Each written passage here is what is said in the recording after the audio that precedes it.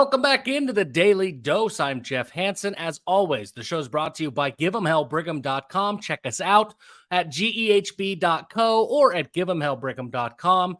Thank you so much for subscribing to the channel. You guys are phenomenal. We're well on our way to 3,000 subscribers by the time the season starts. Less than 200 to go. Please help us hit that check mark. Thank you for fueling the algorithm. Thank you for everything that you guys are doing. Today's a big day. Today's a big day because fall camp starts, but today's a big day because CougarFeast.com is live. It's here.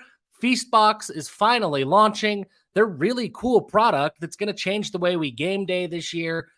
You need to check it out. CougarFeast.com.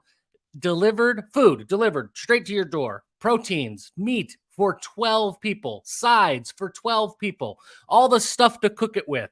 And $100 worth of BYU swag in every box. This is something that Feastbox is doing for every game this year. So get in. There's a limited number of supplies. Get in, get your order, schedule your first Cougar Feast box to be delivered to your house for the Sam Houston State game. Anywhere in the country. If you're not able to make it to LaVell Edwards Stadium, this is the next best thing. It's pretty awesome. Check it out at CougarFeast.com. Today is also the first day of fall camp. Players reported yesterday. We saw pictures and things like that. But today's the first real day of fall camp. So let's set some expectations for the week. This is what we're going to do every week here at the Daily Dose leading up to the season. We'll talk about some weekly goals and kind of what to expect in the week that will be at BYU's training camp. And this first week, don't expect a lot. The first 3 days per NCAA rules have to be conditioning work. So you'll see no pads. You won't see any contact, just lots of guys. You'll hear from some players. You'll hear from the coaches, but don't expect anything meaningful to come out of these first few days of practice. That's just not what these practices are designed to do. These are about getting guys in shape, seeing who's healthy, things like that. So what are the big goals for the week with that context kind of in place? Number one, for me, I have 3 goals this week. Number one, is Chaz Ayu healthy? Let's figure out where Chaz is, because if Chaz is healthy, he's a difference maker on this team. We've kind of forgotten about him because he's dealt with so many injuries. And when he finally made his way back onto the field last year, he got hurt right away and re-aggravated an injury. The guy's he's worked hard. He's trying really hard to come back to be at 100% this year. Where is he at? I'm confident he's going to play, but what does that look like after 2 years off with injury? So where does Chaz Ayu fit? What does conditioning look like? How does he recognize the scheme? What position does he play? Is he a safety? Is he a linebacker? Is he a hybrid? There's a lot of questions with Chaz Ayu, but there's no question questioning his talent. If he's healthy, he can help BYU win games this year. That's one of the first things I'd want to figure out. Before we get pads on, before anything physical starts, let's figure out where Chaz Ayu is, and let's find him a home leading into next week when we start to introduce contact into my practices. That's how I would handle things if I was a defensive coach at BYU. Number 2, you want to find out in these first 3 days who has worked on what since spring ball, and particularly in the weight room. You want to see who's coming in to the season ready to go, who's lost weight. After spring ball, there were a lot of meetings, one-on-one meetings with Kalani, with position coaches, with coordinators, and players got goals of, hey, go gain 10 pounds. Hey, go get a little bit faster. Hey, you need to lose 10 pounds. There's lots of goals like that. Who put in the work during the summer so that they're coming into fall camp ready to play rather than ready to get into shape and start that work process? That's a really, really important thing for these coaches to do during these first 3 days before contact is introduced. And finally, number 3, it's time to turn on the fire hose for the incoming transfers who are coming into the program for the first time.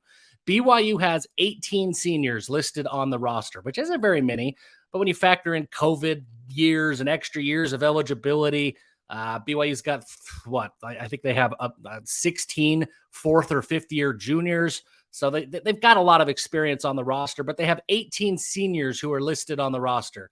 10 of those seniors, this is their first year at BYU. So even your upperclassmen on this roster are rookies. They're true freshmen when it comes to BYU experience in this scheme, in Provo, with these coaches.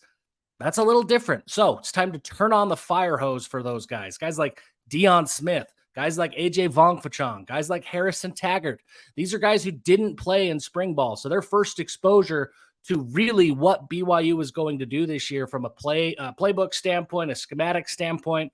It really starts right now, and BYU can't wait. You just can't afford to wait with only 4 weeks to get these guys from brand new into the program to ready to play in games. You can't afford to miss a single day. So the fire hose is on right now for all of those newcomers.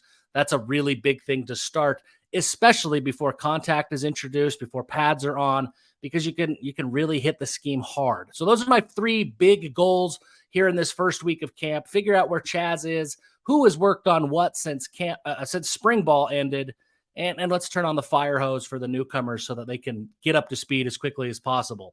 Sub goal, call it a bonus goal, call it whatever you want. Everybody wants to talk about the kicking game, and I get it. The kicking game, the reports were dreadful from spring ball. I'm not that worried about it yet, folks. Kickers are a different breed. We talk about the pressure. We talk about the adrenaline of a kicker when they're coming in to kick a last-minute field goal, and everybody's looking at them, and it's just them on that stage. Some kickers crumble under the pressure. And that's kind of how we talk about pressure. We never talk about the positive impact of pressure. But sometimes kickers respond in those game scenarios. All of the kickers on BYU's roster, whether it's Will Ferrin or Matthias Dunn or anybody else, they all have the leg and the physicality to succeed as kickers at the college level. That is not up for debate. What they've struggled with is consistency and things like that. It's really hard to replicate a game scenario in spring practices. It just is. And for some kickers, as many as there are that crumble under the pressure, there are a lot of kickers that kind of rise to the occasion when they're in the stadium and the pressure's on. Look no further than Jake Oldroyd.